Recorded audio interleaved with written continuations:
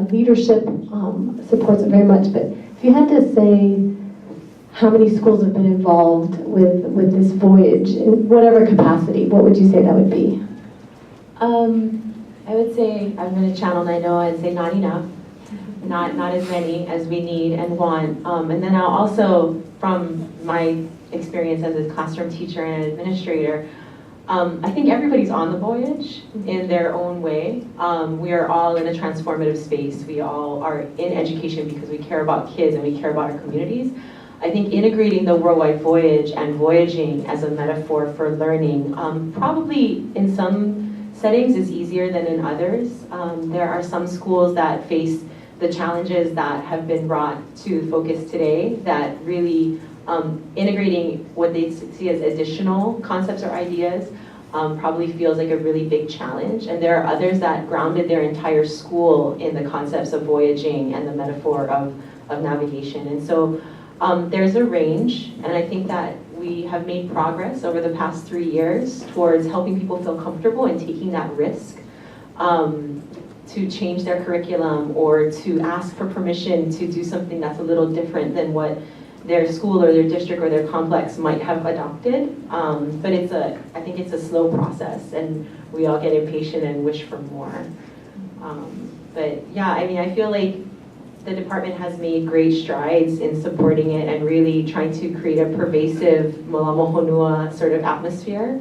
And I think even just having the posters in every classroom was a huge step towards bringing visibility and acceptance. Thank you. Oh, I have one more last question in terms of, so when the voyage comes back in 2017, what happens in, yes, they will successfully come back. They'll come back, I'm just not sure it'll stop. So that was my question. So what form will it take in the Department of Education? Because the physical voyage has ended, but and this might be more of a question for Superintendent in terms of how she foresees the Worldwide Voyage and living on the legacy of the voyage. What we've been trying to do is document the work that teachers have done to develop class instructional materials, lesson plans, and kind of incorporate that into the website so that there's a resource for people to use on a go-forward basis. And as Mickey was saying, there are a lot of schools that have really taken the theme of Malama Honua, which is really about sustainability and the connection with the land and with the water, very much to heart in many different ways beyond voyaging itself. And so I think we've kind of taken that message, and each school has adapted it in its own way, but everything from the VAA talks and on, we're trying to kind of record and incorporate that in a way that people can learn from it in the future. And of course, there's Malama Honua Charter School, which is getting off the ground and moving. So we believe that that's actually going to be what charter school should be, which is a tremendous resource and an innovative space that we can learn from as well. Thank you. Any other questions? Board Member Chun? Just real quickly, I just wanted to call the board's attention to the fact that Ms. Tamita is a Maui girl, public school graduate, and we're very proud of her. Good to see you. Yes, I am. Baldwin High School. You had to put that in. Thank you. Any other questions? I personally would like to congratulate you too on all of the efforts you've made to network, bring about change in the way we educate our kids, and keep up the good work. Thank you. Thank you very much. Thank you for sharing everything with us today. Thank you. Okay. Our next agenda item is an update on the plan and timeline for review and extension of the 2011-2018 Joint Department of Education and Board of Education Strategic Plan. I'd like to call on Tammy Chun, Assistant Superintendent of the Office of Strategy, Innovation, and Performance, to present on this agenda item. And I know we've talked about the word refresh. We're moving to review and extend so that there's much more clarity as to what exactly we are doing with the strategic plan.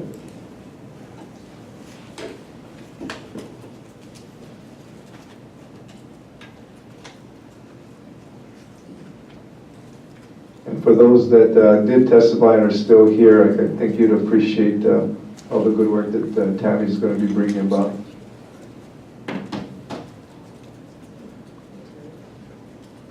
Apologies for having a little little technical difficulty. Maybe we should, Chair, if you don't mind, going on to another agenda item, and then we'll come back and Okay. we'll be ready to go, rather than take a few minutes to do the transition here. Okay, promise. Great. Let's see. We got to, no, we got public testimony now.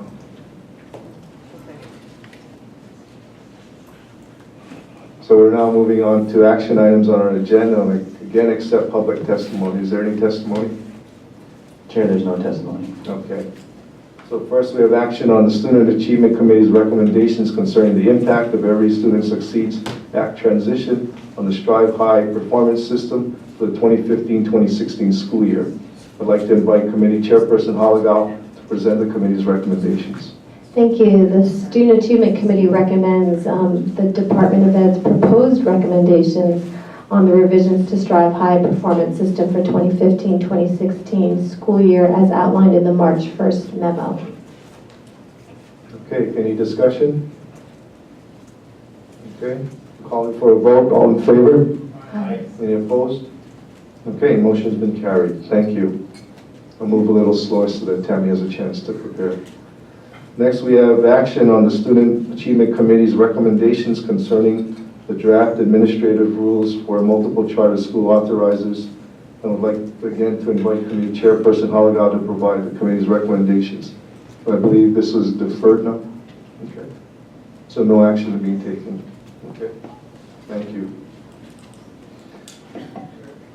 Yes, Board Member Williams. On the item that we just passed, ESSA recommendations, we discussed this if you can indulge me for just a second. We discussed this at great length in Student Achievement Committee meeting, but it occurs to me that many of, I think all the people who testified here this afternoon weren't at that meeting. And there was considerable testimony regarding Strive High in terms of especially ranking and the index.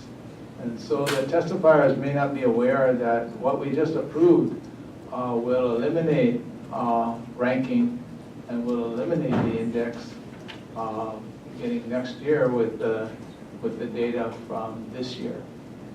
So I think that's progress. But again, we didn't hear any testimony on this subject, but they're related. Thank you. No, point well taken.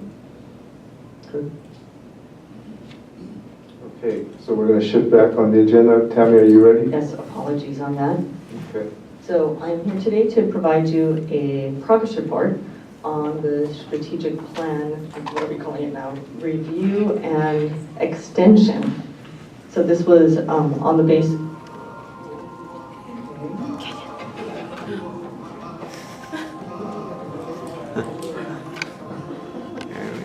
So this is following up on a BOE action in your action in January, approving us to move forward on this work. So in terms of where we're going with the practices, where it's review and extension of the strategic plan. So just going over again why some significant things that have happened since 2012 that motivates this. There's been progress on some key data indicators. There's been significant initiatives that were implemented, capacities increased, lessons learned. There's been a lot of, and there's new flexibilities in the new ESSA law that we want to make sure we take advantage of. Additionally, this board has taken some actions that create a new context for the work, which includes our commitment to Hawaiian education for all. So there's a big question that we've been answering. The board members have asked this as well, is why are we doing this? What's the purpose of taking the time and the effort to work on the strategic plan at this point? So here are some of the reasons that we want to do it and think it's really important and timely to move forward, to make sure that we're clearly defining the focus of board and department leadership and oversight in supporting every child in every school. We also would like to move forward, and we'll use the strategic plan review and extension process to inform multi-year academic plans for schools and complex areas. This is a change. We currently do, for the few exceptions, we do one-year plan, so every school's plan annually. And so we're looking to use the new goals and focus to inform multi-year plans. The strategic plan also informs state office delivery plans, which are the equivalent of business plans or tactical plans. And it would also inform additional initiative action. We would use the plan to inform our consolidated state plan for ESSA, also our readiness efforts, our priorities for collective bargaining since contracts are coming up for all of our labor unions, and then priorities for our biennium budget request. So one of the challenges with the strategic plan is to make sure that we stay on the same page about what the scope of the strategic plan is. And what we're doing here in the plan is to say that we're staying the course in terms of our vision, mission, and our overall goals. So keeping basically the framework of the strategic plan that we've had since 2012. However, we want to make sure that we refine what we do based on a review of the plan, the progress, and go forward and take advantage of lessons learned and new opportunities to adjust our focus. This is really a mid-course correction based on what we've learned and where we still need to go. We want to make sure that we've talked a lot in this with each other in the last 6 months about the achievement gap and making sure that we are committed to all students succeeding. So that will have an additional focus, I think, I expect it to have an additional focus as we move forward in the next few years. We also want to make sure we take advantage of our new federal flexibility and also to use this as an opportunity to identify issues for future strategic planning. So there might be things that come up that are beyond the scope of what we wanted to discuss for this particular review and extension, and be able to bucket that and keep it in a list for us to keep watching going forward. So what we want to say, it is not, just so we're on the same page, not an overhaul of the strategic plan in terms of we're not going to be wordsmithing or revisiting the vision and mission, for example. And then it's not intended to be comprehensive in describing every opportunity and everything that happens at the school level.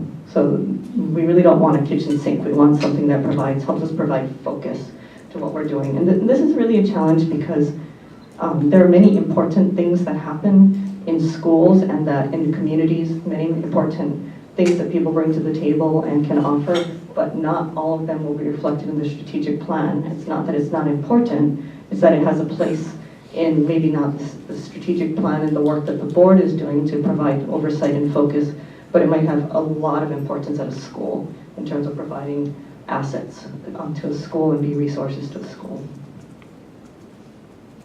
One of the things we've been working on with our schools in the last several years is having a plan, do, check, act cycle. So really just a cycle of continuous improvement. And we really see the strategic plan review and extension as part of that process in the relationship between the board, the department, and the community. We want to make sure that we're, in this process, giving voice to student aspirations. And I'll talk a little bit more about that, as well as engaging a variety of stakeholders. So doing a lot of listening, really focus on what applies for every school and every student, use our data to inform our decisions, and have this roll forward into implementation that allows for school, complex area, and school level flexibility. So the board asked me to come back and be more specific about our stakeholder engagement plans. So this is a outline of what we imagine. This is our minimum. And we'll talk a little bit more about resources later, but this is our plan at this point. It has 3 different approaches. One is broad feedback opportunities. So you see here, these are using Board of Education community meetings as an opportunity, online feedback, and also incorporating feedback from some other planning processes that have existed from our partners. So we're in communication with some of the partners about taking the feedback that they've received and processed through their process and being able to use that to inform our planning as well, to extend the amount of feedback that we're getting. In terms of targeted engagement, we'll be looking here to some representative groups who are existing stakeholders, and for the most part, trying to take advantage of existing meetings and convenings of different kinds of stakeholders. So I'm not going to read the whole list, but I'll just point out a few of them. So one of the groups is, we want to reach out to his teachers and listen to them. We heard a number of them today. We'll be working with the Hope Street group, and I think you heard them present a couple of meetings ago about their Teacher Fellows program and the feedback they got for the Next Generation Science Standards implementation, which was very helpful. And we'll be partnering with them to gather feedback for the strategic plan. So that if you recall, they did 40 focus for Next Generation Science Standards. They did about 40 teacher focus groups and reached about 1,000 teachers in terms of getting feedback. So that seems like and they're on all islands, so very widespread. So that's really helpful for students. We'll be working with the State Student Council as well as the Center for Tomorrow's Leaders, which is a nonprofit group that works with students and student leadership. And then in addition, I will just mention additionally the educational officers, which are our Department of Education principals, vice principals, state office personnel, and others in that kind of position. And we are reaching out to principals through a variety of means, but the educational officers, a main milestone for that group will be the Educational Leadership Institute in the summer. And as a back-to-school activity, Superintendent gathers all of the educational officers, and that'll be a major opportunity for communication and feedback with that group. And then individually, there'll be other groups that we'll seek out do some individual interviews with. But we've already begun the Board of Education interviews. And finally, in terms of our stakeholder engagement and input, I'm pointing out this advisory group. So the Hawaii P20 Council is a long-standing group that has membership from leadership of a number of different education stakeholders, very broad in terms of workforce development, business, labor, university, the governor's representative has a seat as well, and as well as the private schools and early childhood education. And we'll be working with the P20 Council to serve in a more advisory capacity. One of the reasons we asked them to do this is because it really represents a cross-section of the variety of kinds of stakeholders in which education sits. So when we think about what is education for in terms of career, college, and community ready, a lot of the folks that represent college, career, and community are part of the P20 Council. It seemed like a very good feedback group. So this is in your packet. We have identified some framing questions for our outreach and feedback as we begin this process. And a high-level timeline of the big milestones that we're looking for here as we move forward in this process for review and extension. So as you see, we've been spending the last month or so doing some planning, clarification, trying to secure resources, really getting ourselves ready for the process.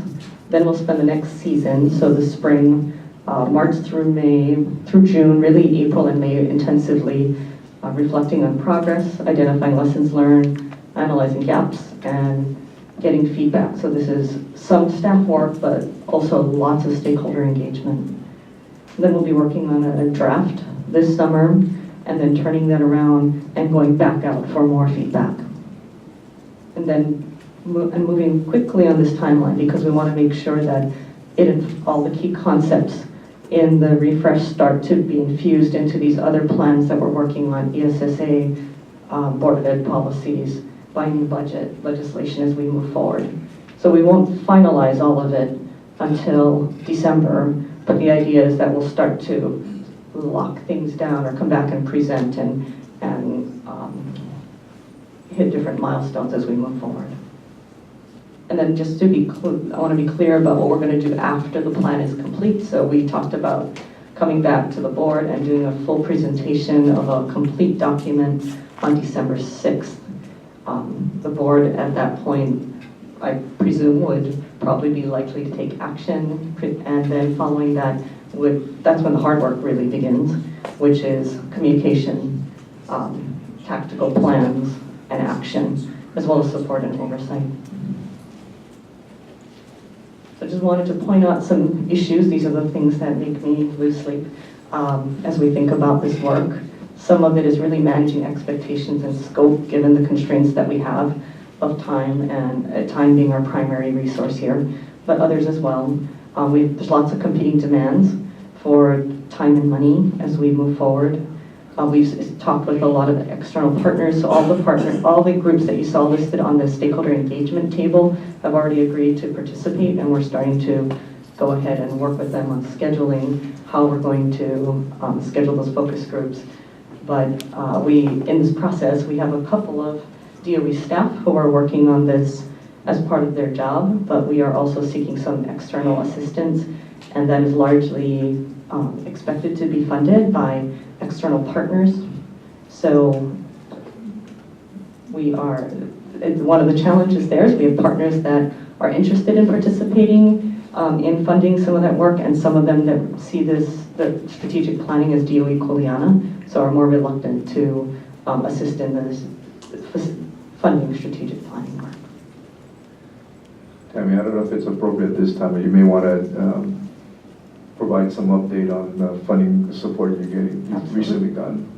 So the first partner to come to the table with a concrete commitment at this point is the Harold Castle Foundation. They just they're going to be supporting $75,000 in a grant to provide support for facilitation and design assistance and stakeholder engagement.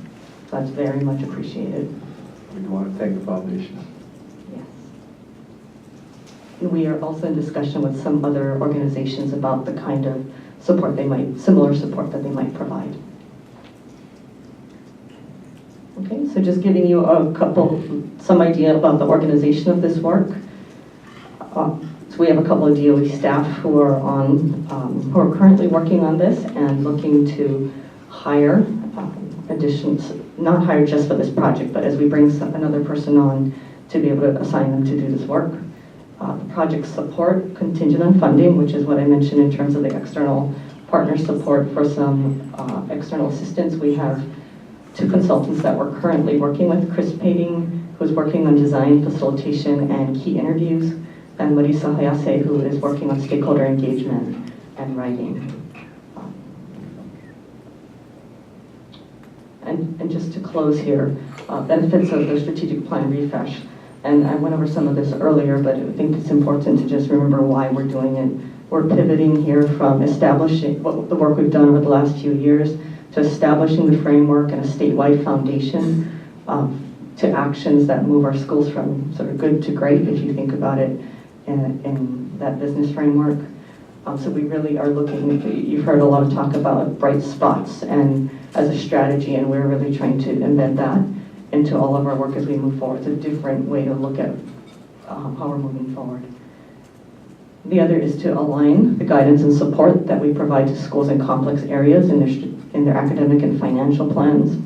We're also adjusting our state office priorities and strategies to align with the review and extension.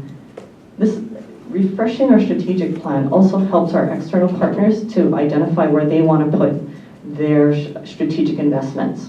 So a lot of times we see this with for example, we will align our biennial budget request for the legislature with the priorities that come out of this, as well as there's a lot of philanthropic partners who want to align their support with our strategic objectives.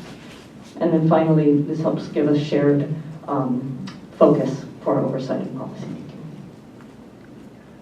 So hopefully that gives you an idea of where we're heading. A lot of work ahead, still a lot of planning that we're doing, but that is our plan for moving forward. Thank you. Any questions for Ms. Chun? Vice Chair De Lima? Thank you, Tammy, for the work that you do. I think this work is very important. I appreciate that the timeline that we're in right now is to identify the lessons learned, to analyze the gaps, as you indicated, and reflect on the progress. I do think, though, that we need to recognize that there is a lot of work to do, and I think we all agree. That's why I think some of us have some they were uncomfortable with the word refresh. Because in a way it connotates the idea that there is, our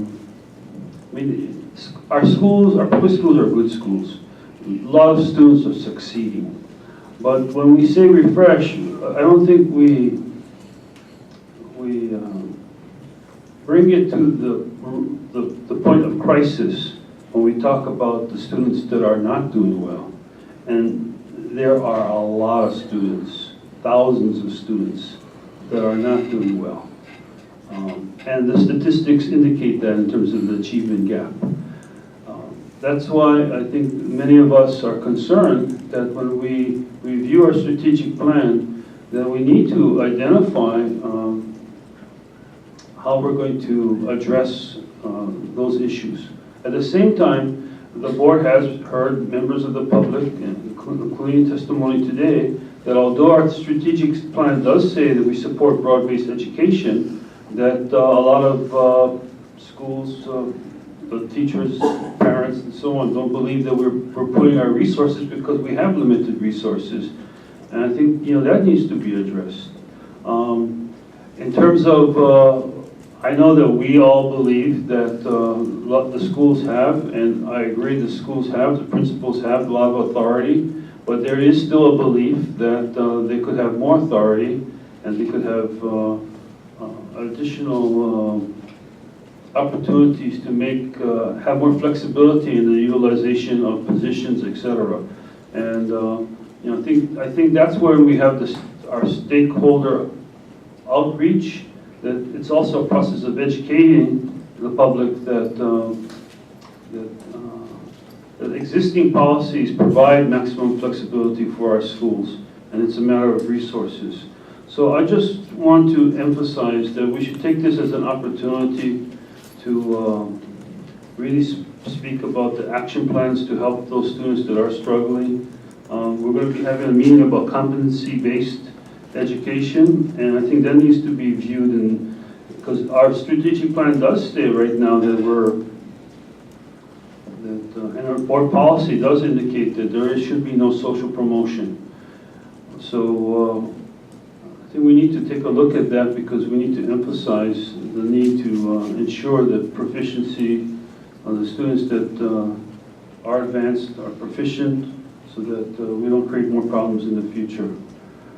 So anyway, all I'm trying to say is I think it's a little bit more than, as one member, I think it's a little bit more than just refresh.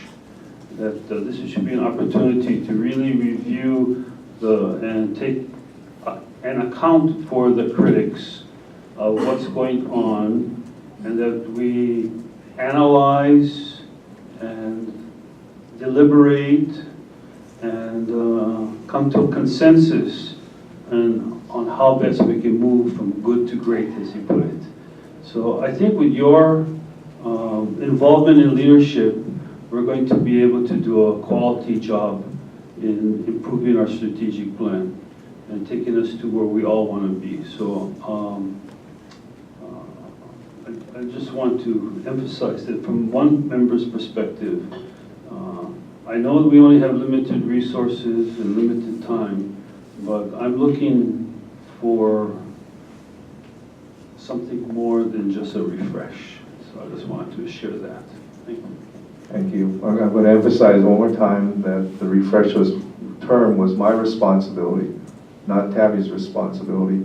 And we are going to be making a change to the terminology to review an extension of the strategic plan. So that next presentation, I think, will reflect the change in the terminology. And I apologize if the term was taken in a different way. Any other questions? Board Member Williams?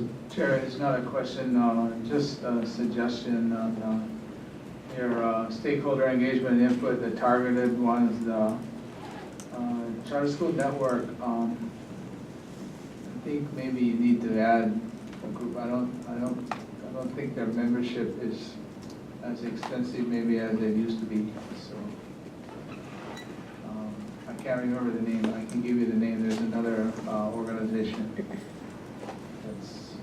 that's got a lot of membership also. Any other questions? Board Member Halagal?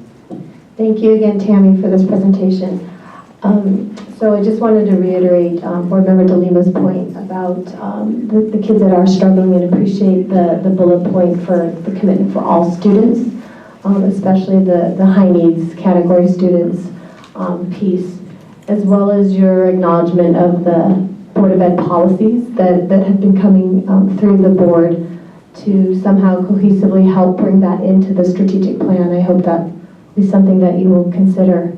And then lastly, for the targeted stakeholder group, for this list, is that just a suggested list, or is that something that you're still, can possibly still expand, or is this the only target groups you're going to do? Right now, this is our starter list, and in the sense, given the current amount of resource that we have, this is what we're committing to do. If we can secure more resources, we can be more expansive.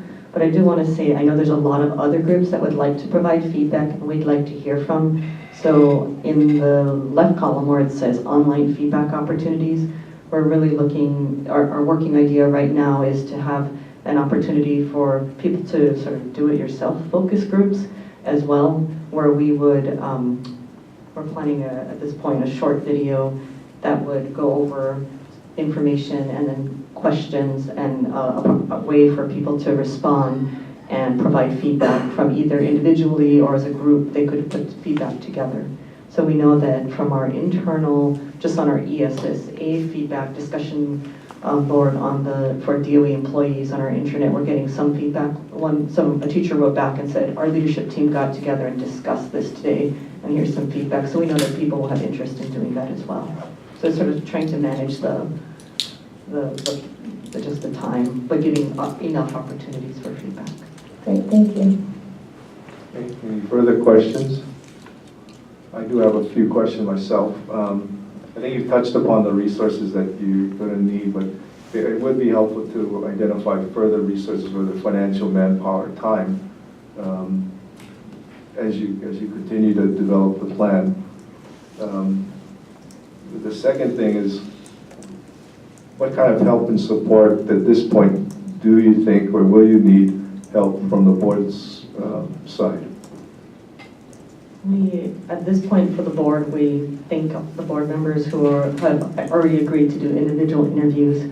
We're working through a process of how we're going to work with the committees to move forward in terms of the particular goal areas for more detailed work. So I think that's what we're looking for right now. Additionally, the P20 Council, which is listed here as advisory, has a board representative, so we'd be looking for the board to be sure to be represented there. I think Amy Asselby is currently the board rep on that.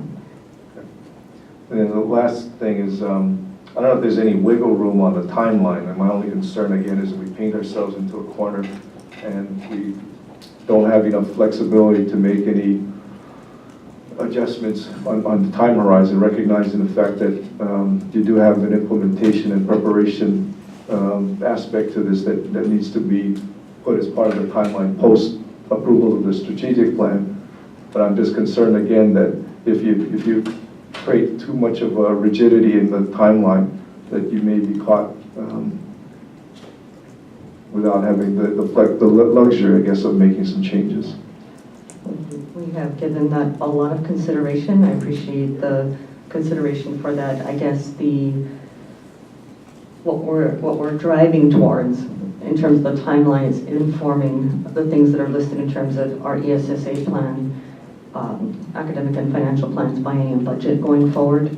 I think that as long as we can make sufficient enough progress to have principles and guideline, enough of a framework to inform those other things and move forward, then we're making the kind of progress that we need to in terms of the timeline. Whether or not we need to hit December as a firm date for adopting a plan, I think that's flexible from our point of view. But we considered extending another 6 months, say, for the whole process, but we would lose a whole school year cycle.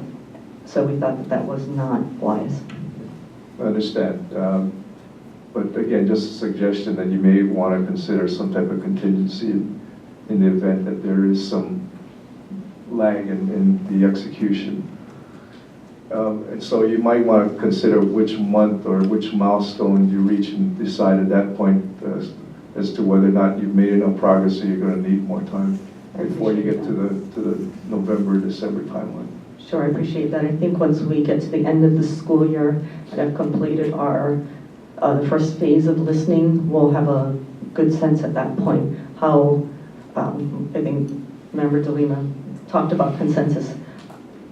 It's a difficult thing to achieve, but I guess point is we'll have a pretty good sense by the end of the listening how easy or hard it's going to be to move us through the rest of the process. So if you don't mind, we'll come back at that point with a report. We'll do a regular report each month and let you know.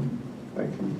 I would like to, again, commend the existing board members who had a part to play in the original strategic plan as well as the DOE staff, because I think personally that there are a lot of good things that are part of the current strategic plan. So I look forward again to looking at how we can improve on the current plan as well.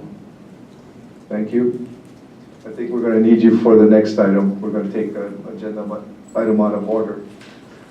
And this is action on the proposed legislation being considered during the 2016 legislative session. And I don't know if you have Kendra Oishi is here as well, Director of Policy, Innovation, Planning, and Evaluation Section. If you can provide a presentation on this agenda item. Sure, I'm going to just point Kendra out. She just gave us a up-to-the-minute update about the status of these bills, and as you know, there's an important deadline on Friday that all bills need to get through Money Committee, so we've been watching closely the action on these bills. I'll just give you a quick update overview, is that this was sort of discussed earlier when Superintendent provided the legislative report, but HSTA had introduced a number of bills, and you heard a lot of teachers talking about it today, and students talking about it today, covering a wide range of topics. And the structure of the bills were that there was an omnibus bill that included all of the different items, and in the bill there were parts. And then, so they were also what we've been referring to as the baby bills, but a bill for each of the parts as well. So for example, one bill on class size, which was a section in the larger bill. So on the House side, House Education heard the bill and they deferred taking action. So basically the bill died on the House side in Education Committee. Senate Education Committee heard the bill and then took a number of different actions. There was an omnibus bill that was passed forward with technical amendments, meaning not substantive amendments. And then some of the bills moved forward, and you can see the accounting for that in the table that had been provided. So some of those bills some of the smaller bills and parts were deferred, and some were moved forward with amendments. At this point, the Senate Ways and Means Committee, which needs to hear it next, heard the general excise tax bill yesterday and deferred, which means that is now died. And the various bills that consider the different parts of the omnibus legislation have not been scheduled as of right now.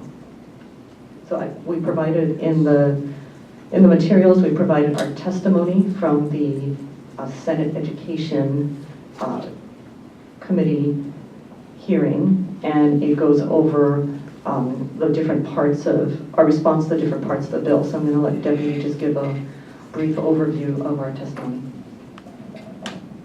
Thank you, Tammy. I would say, just generally speaking, the department supported the intent of a lot of the omnibus bill and the baby bills.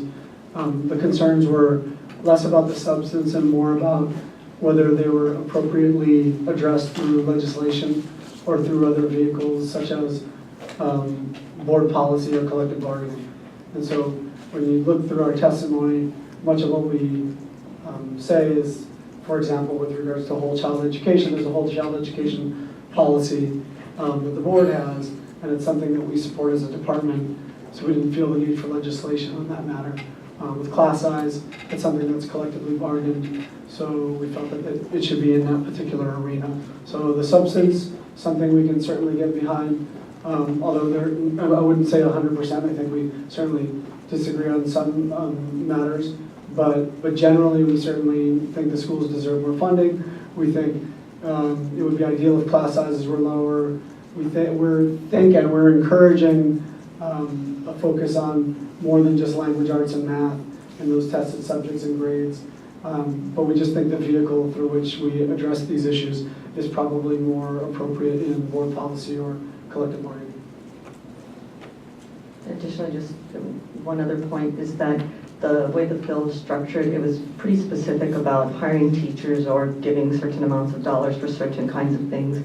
And the board's position and the legislature's position to now has been primarily around the weighted student formula and being able to provide those funds to schools and letting schools and communities decide exactly how those dollars should be used. So again, large support on providing more resources to schools however they come, but really would like to see schools make those decisions because the class size, for example, there's different considerations in HANA than there are for Campbell High School in terms of how to implement that and what makes sense for them. Finally, there was a lot of people's experiences shared in the testimony today, and I think we agreed that if the board would like us to come back at a later point and brief on any of the particular issues, that we would be happy to do that, bring our data and bring information. Okay, any questions for either Tammy or Steve? Is there any board member that would like to make a motion with regards to any of the proposed legislation? I have a motion. Vice Chair. I'll try. Chair De Lima? I move that the Board of Education support efforts to increase funding for our public schools. And not specifically support any specific bill, but we should, if the bill provides a mechanism, we should speak to the bill at the legislature that we would support efforts to increase funding for our public schools. The reason that, the last thing I want to say is the reason that I don't want to specifically support any specific legislation is for the reason Mr. Schatz indicated, which is the Board of Education is entrusted in the Constitution with the authority and power to address public education in terms of policy, and that we should not delegate that authority to the legislature. That's not the appropriate place for education policy. That many times our resources are limited, that frustrates the ability to support the schools in the way that we all think the school should be supported. And then we're compounded with the realities that many issues as it pertains to working conditions are collectively bargained. And we have representatives in the collective bargaining process along with the superintendent and the governor. And there's a process that's already outlined in not only state law, but our Constitution in terms of recognizing collective bargaining is the law of the land.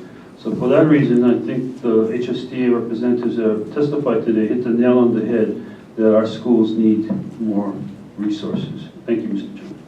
Okay, so motion's been made and seconded. Any discussion? Board Member Williams? Chair, in addition to what Member De Lima's mentioned, if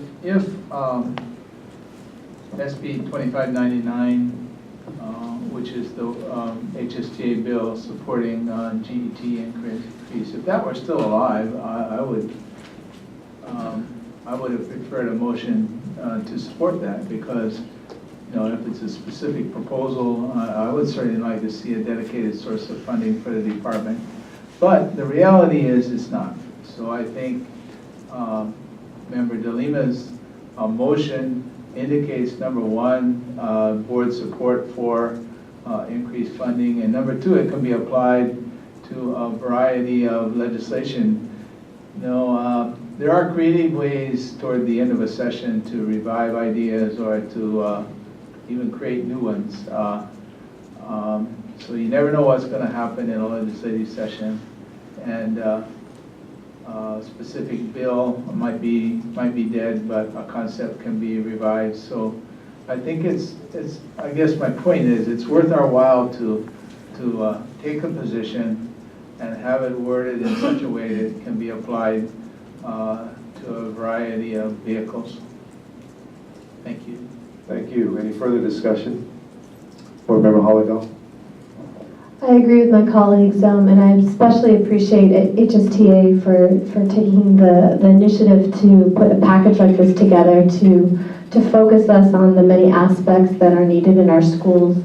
I think we all agree, again, there are policies that we've established at the board level, such as the broad-based and class sizes, which again, through this legislation refocuses us on the importance of that. And so I'm in support of the general concept of this, as well as the more important piece about the funding and the resources that our school needs.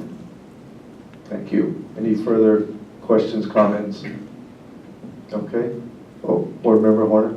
Yes, sir, thank you, Chair. I just want to echo members' comments and also just reflect on the fact that how articulate our students were today and how persuasive they were. It's testimony to the teachers and testimony to the system that we have kids that have that kind of capacity, A.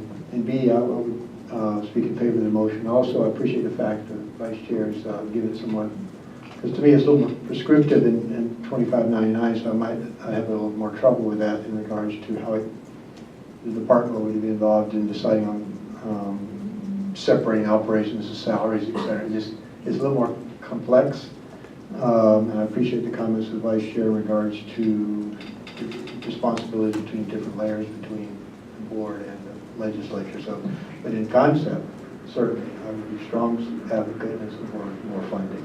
And how that goes about, that's obviously the prerogative of the legislature.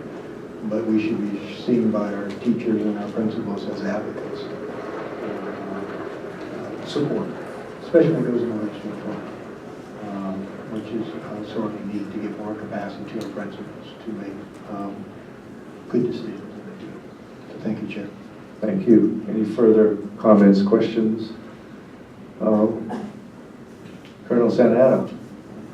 Thanks, Chair. Just one brief point, and that is one of the students had brought up the aspect of when he came from Colorado, the first thing they said was, "Oh, you're going to Hawaii. The school system is horrendous." I think it's goes back to the old days in the 70s when they first started that sailing trip. But trying to change those perceptions, the wrong perceptions of how the board used to act and the board, how the lack of funding that still exists, and overcome a lot of those perceptions with the actions that you're taking, the strategic plan that's being put in place, the advocacy for additional funding, and just any chance you can to promote the good things that the actions that the boards are taking, and the scores, how they are improving, I think can go a long way to say, but more can be done. So I can appreciate that as well. So I just wanted to reiterate the fact that we as the military are a huge part of this, and we're seeing some changing perceptions from the military aspect as well. Thank you. Thank you. Any further questions or comments? Okay, so a motion's been made and seconded. Take a vote. All in favor? Aye. Any opposed? Okay, motion's carried. Thank you. Thank you, Tammy. Thank you, Steve. Yes. We're still on this agenda item, On the proposed legislation? right? Right. Unless, well, if there's another motion with regards to any specific proposed legislation. Chair, here's my problem. I don't want to make a motion on 2586 because I'm afraid, it'll basically either be voted down or tabled. But I'd like to speak to that item since it's on the agenda without a motion. Is that okay? As long as you don't go through all of them. No, I promise I won't. And partly it's in response to Tammy's invitation to, if there's any interest in pursuing topics raised in the testimony. One is, an obvious one is testing. And I think, I'm not sure the best vehicle if it's just a presentation by DOE or maybe it should go a little further and establish some kind of work group with HSTA, and maybe there is one. But I heard a lot of things that don't add up in the testimony, and I want to sort out what's required by, by DOE, by the DOE leadership versus what's being done at the school level. Because I heard things that I don't think are required by DOE leadership, but they must be required by principals, for instance. I'm not sure. I mean, I have what I think I know, but I don't know whether what I think I know is correct. So I would like to request that leadership work on that, somehow addressing that. I don't want to be too prescriptive, but I think right now there's more confusion than there is clarity from listening to the testimony. And I don't mean to put down a testimony at all. That's the reality of the folks who testify. But we're looking at the whole big picture, and some of those individual bits of reality don't fit into what my understanding of the picture. Second thing is, this issue, I'm not sure everybody makes the connection. Vice Chair has brought it up before, that of the funding with some of the other issues, and relating it back to weighted student formula and the law that created weighted student formula. The last almost 7 years, the decisions that have been made have been, how to do with less, or just keep it above water. So that's the big picture, the lack of funding.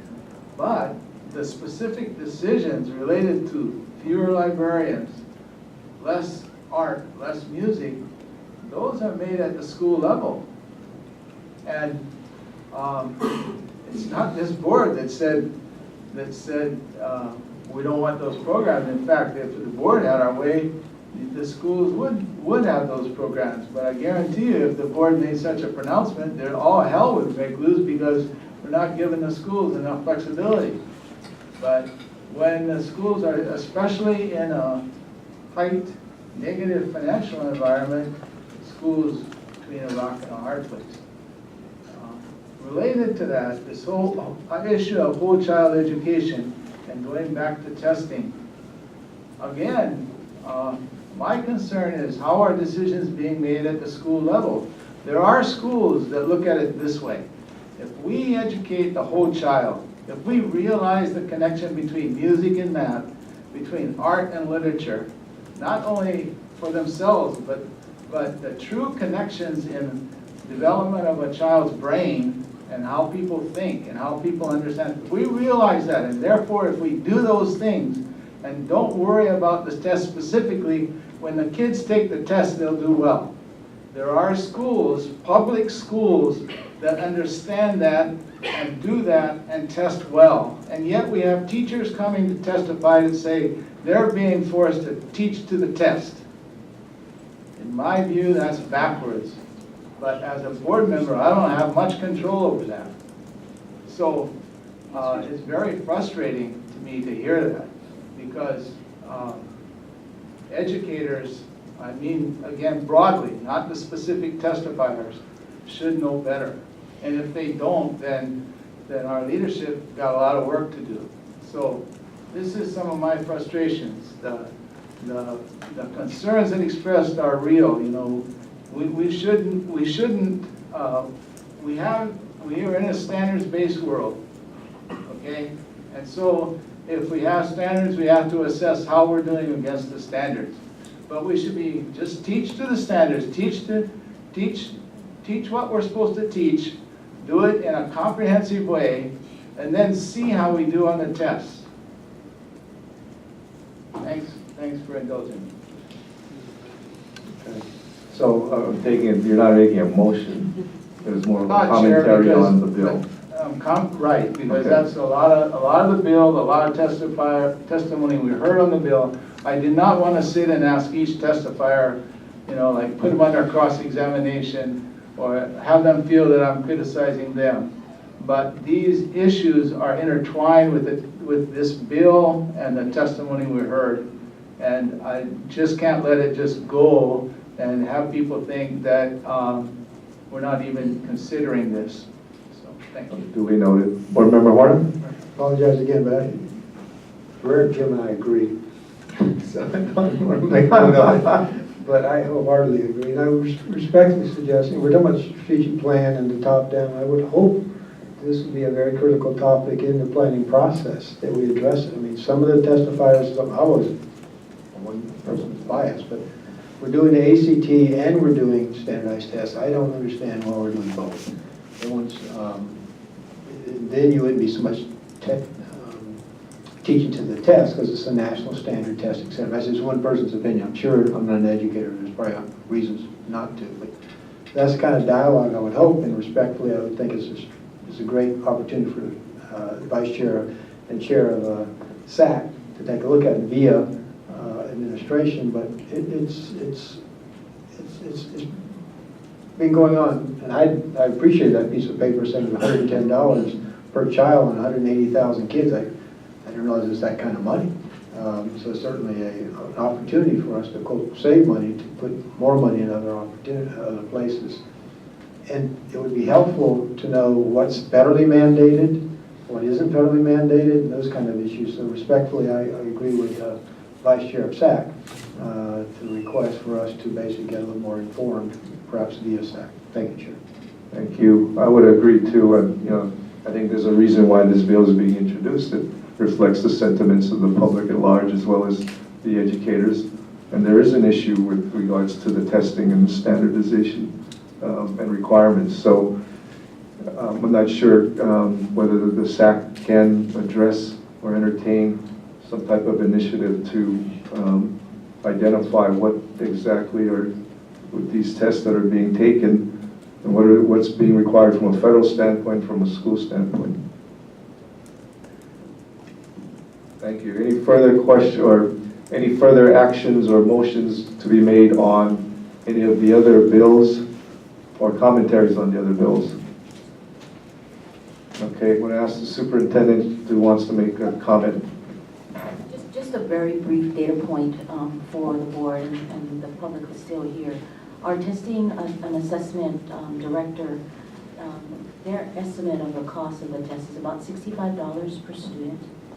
Now, when we look at the list, I'm not sure, because we are one of the only SEA-LEA combinations.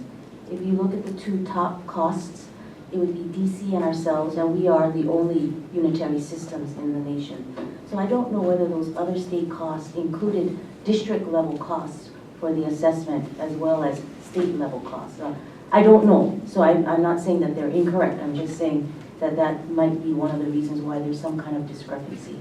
But anyway, just got that information from Tom Saka, who's head of assessment. And again, I'm not as concerned about the cost as much as I am the number of tests, because that term translates into cost. But I think that's something that the SAC should entertain. Okay. All right. Having said that, we're going to move on to the final agenda item regarding actions, and this has to do with the board process for appointing members of the State Public Charter School Commission. And I'll provide presentation on this agenda item. I think in your books is a proposed formal process for the appointment of charter school commissioners that will allow for more public input and transparency. And the Attorney General has provided comments on the process which may be discussed in executive session if the board members wish to do so before we take action. I'll move the motion, Chair, as the guy that we're trying to fix the process. It was a transitional process, but I'll move it. Okay, I hear a second. Any discussion? Board Member Williams. Chair, I support the motion. I partly at my request, thank you. And, our listening to a report emphasized that we not only ask about feedback on the commission, but we ask for feedback on ourselves. And one of the types of feedback we received was, how do we appoint commissioners? And, could it be more transparent? I think I think this addresses that. I think it's an evolutionary thing. I don't think there was anything wrong with how it was handled in the past, given the situation.